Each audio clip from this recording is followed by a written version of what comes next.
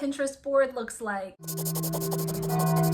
then let's talk about what you're reading. My name is Yona. I'm one of the librarians at Field Teen Center at the Free Library of Philadelphia, and this is your Magical Academia Reading Roundup. I say magical academia, but we could also call it weird academia, demonic academia, or even just unhinged academia. These are all of the stories that take place in a school setting and deal with academic schooly themes, but add a little bit of magic into the mix. These are the stories for the folks who grew up with Harry Potter or Percy Jackson, but are looking for something new to read. And these are also the stories for the people who just wish school was actually fun, because dang it could be. So follow me for an adventure and stick around to the end for some manga recommendations. First, and perhaps most obviously, is Carry On, Simon Snow. This is a funny one because it started out as fictional fan fiction in a different book by the same author, Fangirl, in which the main character is writing fanfic that's definitely not at all related to Harry Potter, and the author, Rainbow Rowell, had so much fun writing about this fictional fanfiction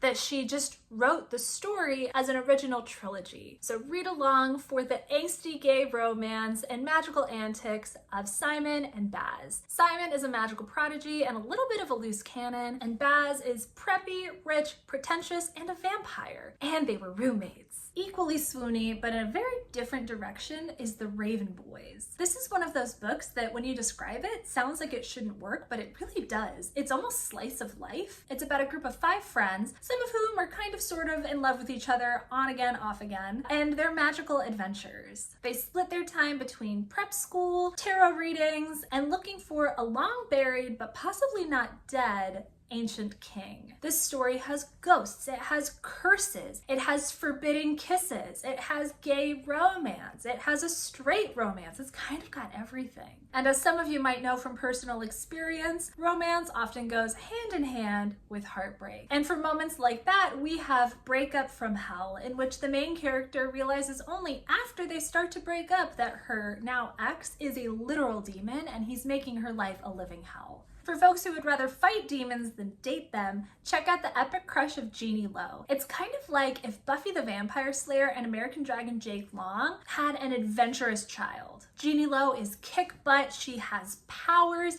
and she's just trying to be a regular teenager. Also in the vein of regular teenager met with a magical destiny, in Lobisona, the main character is an undocumented Argentine immigrant, and after her mom is deported, she's on her own. Not only does she have to face being on her own for the first time, but she starts to realize that she might not be as human as she thought she was. She finds out that she's actually a werewolf, and she stumbles onto a school for magical folks like herself.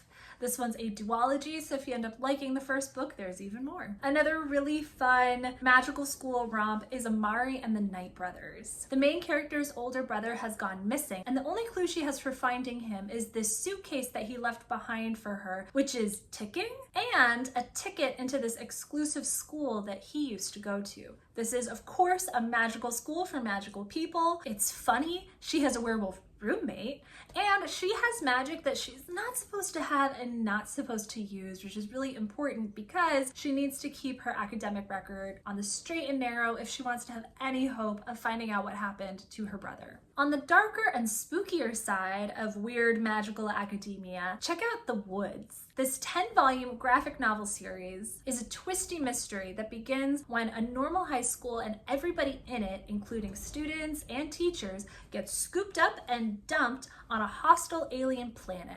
They don't know why, they don't know where they are, but they do have to contend with bloodthirsty monsters, bizarre mazes and traps, and all of the other people who are also trapped on this alien planet. This is a great read-alike for fans of Stranger Things or Lost. It's harrowing, and man, be careful if you have favorite characters because bad things are gonna happen to these guys. For dark, twisty, and weird with sapphic vibes, check out Wilder Girls by Rory Power. It's a little bit dystopian. It's set in a girls' boarding school after the outbreak of some kind of mystery disease that causes everybody who's been infected to mutate. There are girls with gills, There are girls with extra hearts and even weirder things. This is a story that knows that girls can both be super supportive and there for each other, and that they can throw down and be just as vicious as the boys. And bonus points for a little bit of body horror. There are a few manga series I love that also tread the line between horror and some sort of academia vibes. If you haven't already, you should absolutely check out Blue Exorcist, in which the main character finds out that he's the literal son of Satan, but that's not going to shape his destiny because he wants to go to school to become a demon hunter. So he's studying alongside his brother and a bunch of other students from all walks of life who all approach demon hunting in different ways. It has some of the vibes of My Hero Academia, where every character has different strengths and powers, and they have unusual school assignments together, and the vibes are very early 2000s Hot Topic. And for one of my absolute favorite manga series of all time, you can't do better for weird magical academia than Toilet Bound Hanako-kun. The main character stumbles into a friendship with first a ghost who haunts the school's bathrooms, and then an exorcist who's trying to get rid of him. It starts out a little bit more lighthearted. There's sort of a mystery of the week that they have to solve. There's some shenanigans, there's flirtation and romance in several directions. But this story also deals with some really dark themes. There's life and death, there are pocket dimensions, there's conspiracies and rumors, and nothing is quite what it seems. The art is dreamy, the character beats heartfelt, and it'll make you want to try to find boundaries in everyday places in your life, like maybe your own school. For more recommendations like these, or if you just want to say hi, get in touch with us because we'd love to hear from you. You can always email us,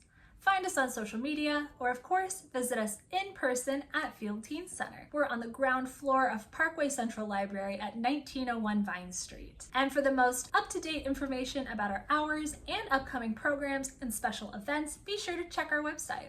Thanks so much for watching, and I hope you find something great to read.